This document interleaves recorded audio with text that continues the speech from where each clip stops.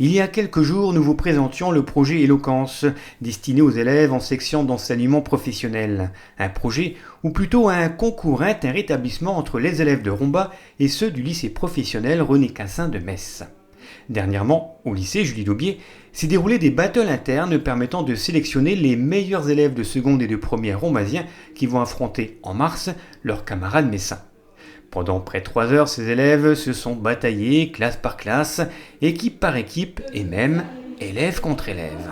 Et nous, on a un savoir-faire, on a de la qualité, des arguments, des méthodes pour vendre. On est plus fort qu'eux.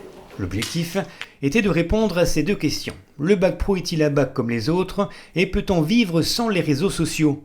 2 questions, des dizaines d'arguments et un passage sur scène pour convaincre le public, mais surtout le jury, composé d'élèves, de professeurs, du proviseur et d'un inspecteur de l'éducation nationale.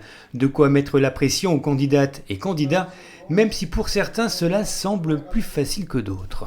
D'ailleurs, certaines personnes n'arrivent même plus à vivre, car elles sont submergées par les insultes et par les moqueries sur leur physique ou leurs origines, ce qui les conduit parfois au suicide. Oui, c'était vraiment du par cœur, j'ai mémorisé tout mon texte, la preuve je l'ai fait sans aucune feuille, sans aucun support. Est-ce que c'est un exercice difficile de se produire devant ses camarades comme ça?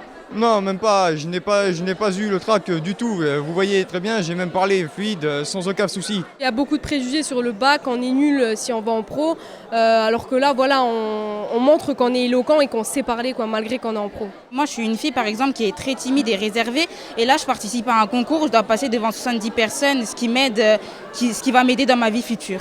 On s'entraîne avec différents professeurs d'anglais, de français, de vente surtout pour être éloquent, pour avoir des manières et voilà quoi. Et en parlant de professeurs justement, regardez-les bien. Ils seraient presque plus motivés que les élèves. Nous sommes en face d'une véritable dynamique de groupe et rien que pour ça, ce projet valait le coup d'être lancé. Un projet qui, on le rappelle, est de valoriser les filières professionnelles.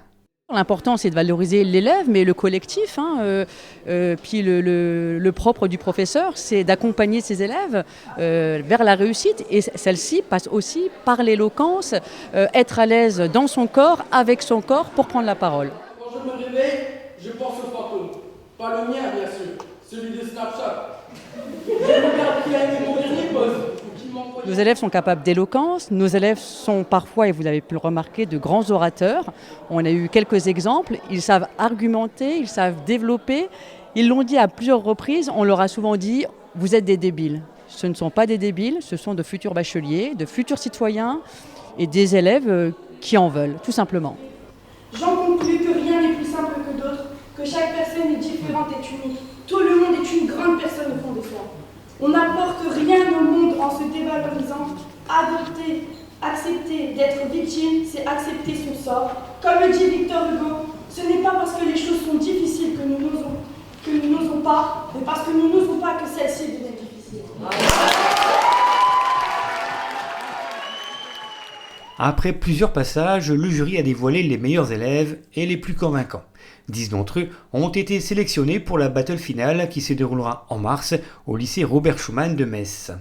Mais cet après-midi-là, au-delà de leurs performances individuelles, c'est toute une filière qui a été valorisée et mise sur le devant de la scène. Vous comprenez bien que la voie professionnelle est une voie d'excellence, comme ces jeunes l'ont démontré, et il faut promouvoir cette voie et également faire évoluer la représentation. On voit la maturation de ce projet, ses avancées, et puis surtout le fait que, dit trivialement, la mayonnaise prend bien au bénéfice de tous. Donc vraiment une grande satisfaction, et je le redis, chaque fois qu'on réussit à mettre des élèves en action, ils nous le rendent en termes de comportement, en termes d'engagement, ils se dévoilent, alors qu'on les méconnaît certainement.